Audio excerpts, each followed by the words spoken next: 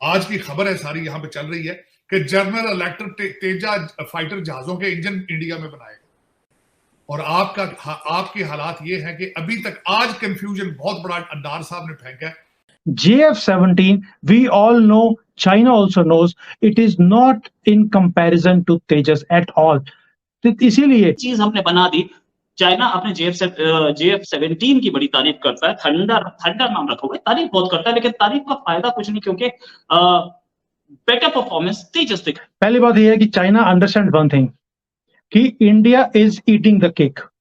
वो हम बिजनेस की पॉइंट ऑफ व्यू से लें, वो हम आर्मी के पॉइंट ऑफ व्यू से लें, लेकिन हमारे साथ भारत है, उनके फॉरेन मिनिस्टर जो हैं वो ब्रिक्स घूम रहे हैं, दुनिया के साथ बिजनेस की बातें कर रहे हैं। प्राइम मिनिस्टर मोदी हैं नेबरहुड फर्स्ट पॉलिसी पे इम्प्लीमेंट करते हुए नेपाल के जो लीडर को बुलाया हुआ। जिस फाइटर जेट के लिए दुनिया कतार में खड़ी है, यानी तेजस के लिए, वो पाकिस्तान के JF-17 से कई गुना आगे है। और JF-17 पाकिस्तान के लिए वो ताकतवर लड़ाकू विमान है जो पूरी दुनिया में किसी कबाड़ से कम नहीं है कि अमेरिका, ऑस्ट्रेलिया, इंडोनेशिया और फिलीपीन समेत 6 देशों ने भारत के तेजस विमान में दिलचस्पी दिखाई है। आज की खबर है सारी यहां पे चल रही है कि जनरल इलेक्ट्रिक तेजा फाइटर जहाजों के इंजन इंडिया में बनाएगा। और आपके हालात ये हैं कि अभी तक आज कंफ्यूजन बहुत बड़ा डार साहब ने फेंका है।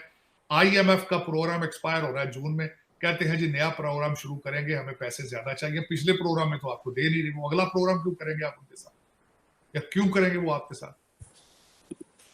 कभी मेरी ख्वाहिश है कोई ऐसा मुल्क और भी मुझे बताएं पाकिस्तान के हवाले से कि जो 76 साल से कर्जों पे, ग्रांटों पे, लोन्स पे चल रहा हो। ये क्या ड्रामा है सारा? नेपाल की शर्म आई है। नेपाल का जो प्राइम मिनिस्टर गया भारत में, उसने डील साइन की है कि हमारे पास सरप्लस बिजली है, हमने, क्योंकि हम लैंड लॉक, हमें इजाजत दें हम बांग्लादेश को अपनी बिजली बेच सकें। चीज हमने बना दी। चाइना अपने JF-17 की बड़ी तारीफ करता है, थंडर नाम रखा हुआ है, तारीफ बहुत करता है, लेकिन तारीफ का फायदा कुछ नहीं, क्योंकि बेटर परफॉर्मेंस तेजस दिखा रहा है। उसके बाद अगर हम बात करें तो चाइना ने हमें, इंडिया को कंग्रेचुलेट किया इंडिया की नई पार्लियामेंट पे, और चाइना के लोगों ने बोला कि इंडिया एक बड़ा थ्रेट है। इससे पहले ऐसा परसेप्शन नहीं था। JF-17, we all know, China also knows, it is not in comparison to Tejas at all. तो इसीलिए तेजस का जो इंटरेस्ट है वो सिर्फ अफ्रीका में नहीं है, इवन साउथ अमेरिका में भी, जो कंट्री लैटिन अमेरिका जिसको बोलते हैं हम, it's a game changer for this countries. So आपका जो क्वेश्चन था कि how is China looking at it, भाई नफरत करने से फर्क नहीं पड़ेगा, उससे JF-17 JF-18 नहीं हो जाएगा। पाकिस्तान ने हार के बाद अपने सदाबहार दोस्त यानी चीन के साथ मिलकर JF-17 लड़ाकू विमान बनाने की योजना बनाई थी। ये वही विमान था जिसके तारीफों के पुल बांधते पाकिस्तान कभी नहीं थकता। लेकिन कई बार चीन के साझा सहयोग से निर्मित इस विमान की वास्तविकता पूरी दुनिया के सामने आई है, और कई रिपोर्ट में दावा भी किया गया है कि पाकिस्तान का सबसे ताकतवर विमान अंदर से खोखला है, कबाड़ है। तो वहीं भारत का स्वदेशी फाइटर जेट तेजस पूरी तरह से दुनिया में धूम मचा रहा। इसकी जबरदस्त ताकत ने सुपर पावर देश का भी ध्यान अपनी ओर खींच लिया।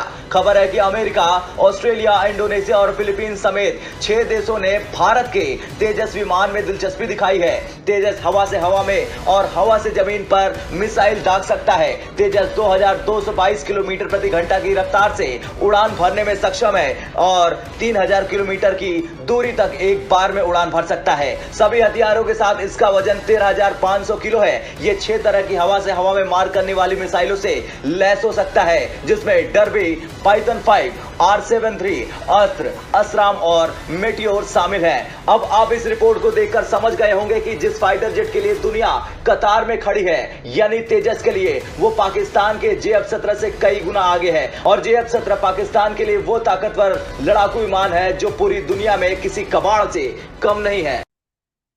राइट। और चाइना को कहीं ना कहीं, पहली बात यह है कि चाइना अंडरस्टैंड वन थिंग कि India is eating the cake.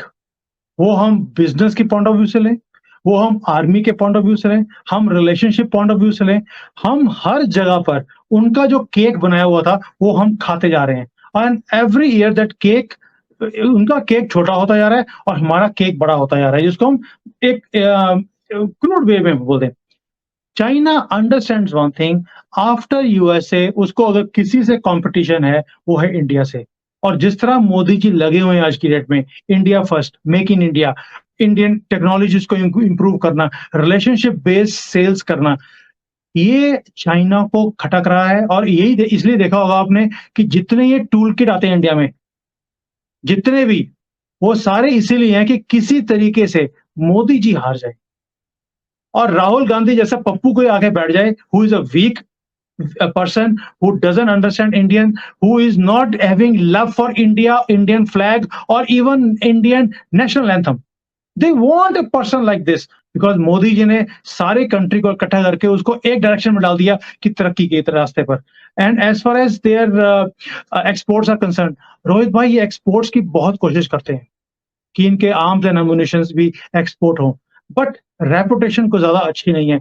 भाई आप पड़ोसी मुल्क का हाल देख लीजिए, पाकिस्तान का, इन्होंने इतने हथियार चाइना से लिए हैं, खरीदे तो नहीं है इन्होंने, वो भी भीख में ही लिए उनसे, चलता कोई भी नहीं है भाई। उन्होंने रडार लगाए थे अपने पास यहाँ पर, हमारा ब्राह्मोस 3.5 मिनट उनकी कंट्री में चला गया, इनको 2 दिन के बाद लोगों ने बताया आकर, बिकॉज उसके ऊपर शायद इंडिया का फ्लैग लगा होगा, ये इंडिया की तरफ से आया, उन्होंने आर्मी को इन्फॉर्म कर दिया।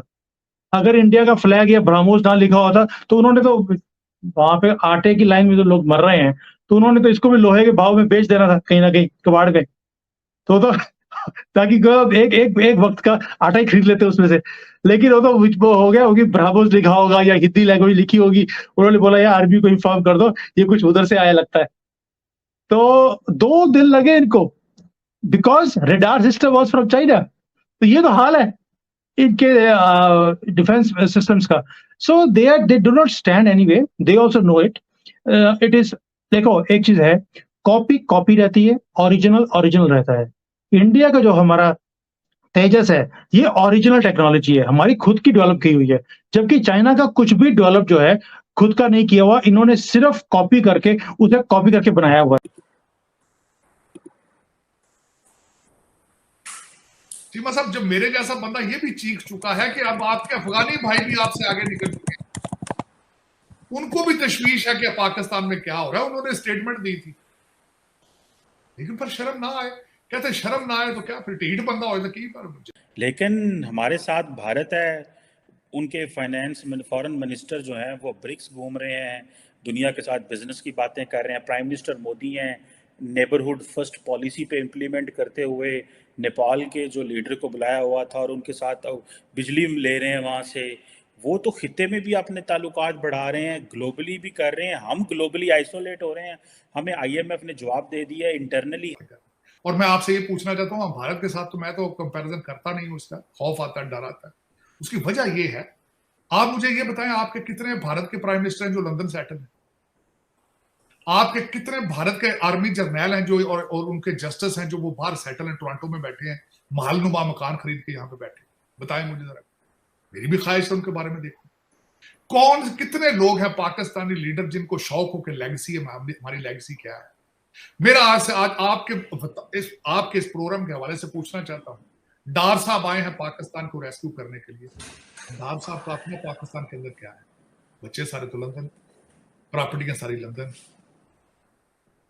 नवाज शरीफ साहब लंदन, उनके बच्चे सारे लंदन, तो ये आपके पाकिस्तान क्या देंगे आपको पाकिस्तान?